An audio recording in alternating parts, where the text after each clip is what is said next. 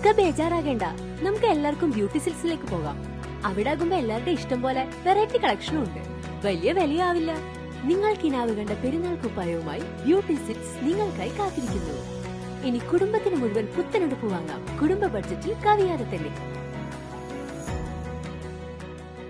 KSKTU Ottupara മേഖല വനിതാ sub കമ്മിറ്റിയുടെ നേതൃത്വത്തിൽ മദ്യത്തിനും മയക്കുമരുന്നിനുമെതിരെ അകമല സെന്ററിൽ മെഴുകുതിരി കത്തിച്ച് ക്യാമ്പയിൻ സംഘടിപ്പിച്ചു.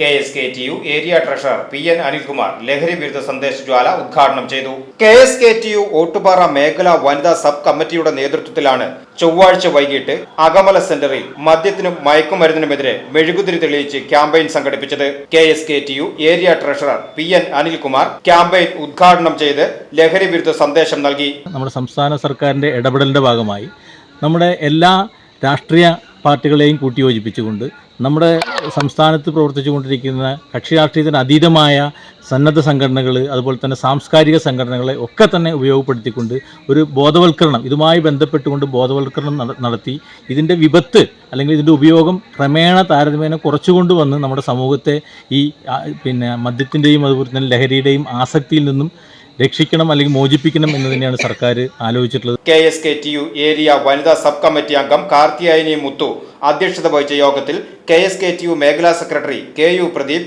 CPIM Akamala branch secretary VS Manoj, KSKTU Akamala unit secretary KN Bijitha, president Padmini Rajappan തുടങ്ങിയവർ പങ്കെടുത്ത് സംസാരിച്ചു.